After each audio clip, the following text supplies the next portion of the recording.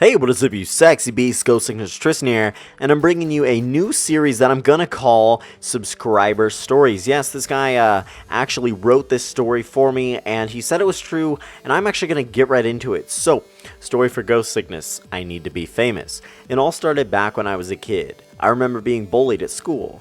There was this one boy who was relentless about pushing me over, kicking me, punching me, hitting me. But one day, that all changed. Maybe I got taller, stronger, broader, or maybe he just got bored. Either way, it changed. I now recall back to my teenage years. I was taller than most of the students by half, fatter too. In fact, I was one of the biggest students in that school all around. I wasn't bullied there though. Why? Isn't middle school meant to be a torturous adventure into high school? Was I cool? Was I something? No. They had gone from physically abusing me to completely ignoring me. I craved attention. I craved someone.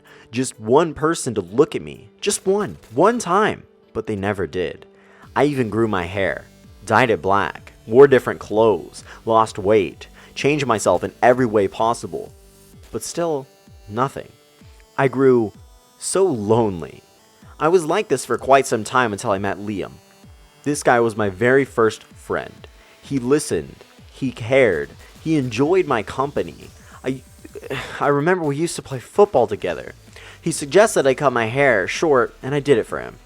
We would take walks together and talk about Xbox and PlayStation and PC games. We would confide in one another when we were sad or angry or falling in love.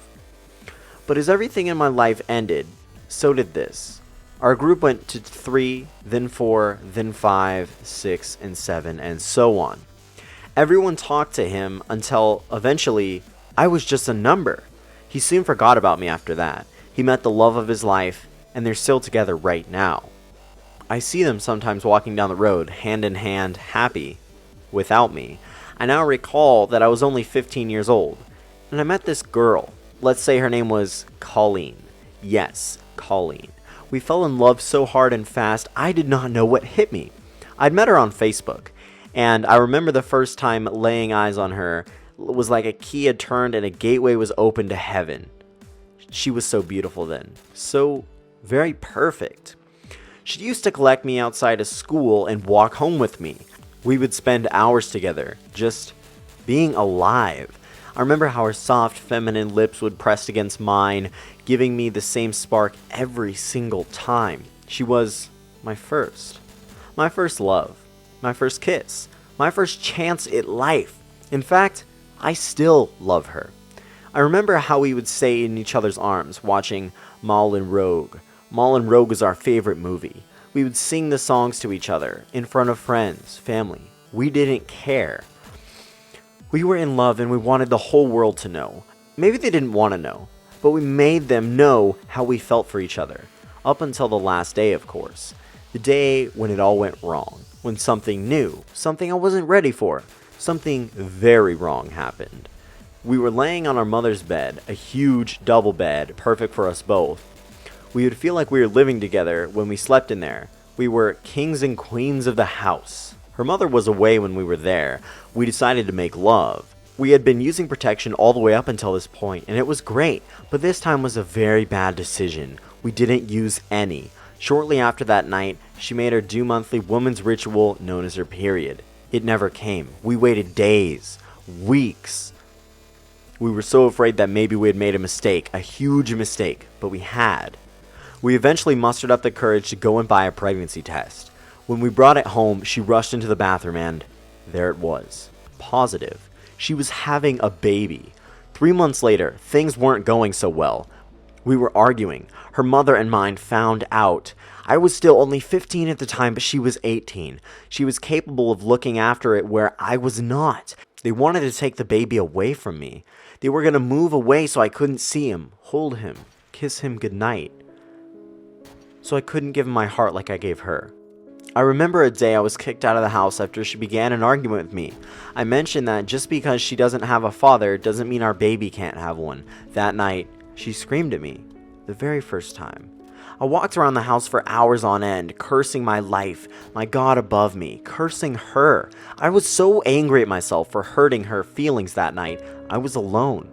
looking out into the water at the local beach, crying. Each tear resembling a secret sorrow. But there was about to be much, much more. I decided to end it with her. That was probably my worst decision I've ever made. Ever. She begged me not to go, begged me to stay with her. She swore she would change, but I was hurting so much inside when I was around her. She was my love, my everything, and she was indecisive about me, the baby, everything. She would not listen. I had to go, just walk away. I'm too young for this, and I thought, and now, here I am, a YouTube gamer. After breaking up with her for the third time the other day, knowing she aborted my baby 3 months into pregnancy, knowing she is the bane of my life, the one who causes anguish, pain, and then acts like everything's fine. I'm done with it. I wrote a song. I called it True Story. I joined a band. I hate her. I hate my life. I hate everything. I needed happiness. This is a call for help. GhostSickness is reading this. It is one dream I have left. I want to be a famous singer in a band here in Ireland. I was hated there because I was strict and dedicated and wanted them to see this and be like me. They wanted to slack off and do irrational jobs like working in a shop. I could have been famous. I had a manager, a record label. I had it all. But now I'm here on YouTube, trying to be happy, trying to get some attention. My channel, Mash-Fash. I'm afraid this story is coming to an end now. All I can say honestly is that I'm so sad right now. I need to forget my true story and find myself. Okay, that was an absolutely fantastic story. Very, very touching. I really, really did enjoy that from him. Thank you, dude, for sending that in. His link is in the description below if you guys want to show him some love, give him some attention, and because he obviously needs it after man, if that story is true like he says it is, man, that would be depressing. But I don't know. I thought it was a very, very good story. Really, if you guys enjoy something useful and new, if you guys want to send me a message on Facebook or in my email, also in the description below, giving me a story like this that you guys come up with, I will definitely credit you. And if it's good, I'll read it like this one. I really, really enjoyed this one. Very touching. And have a great day. And remember the fact that I love you.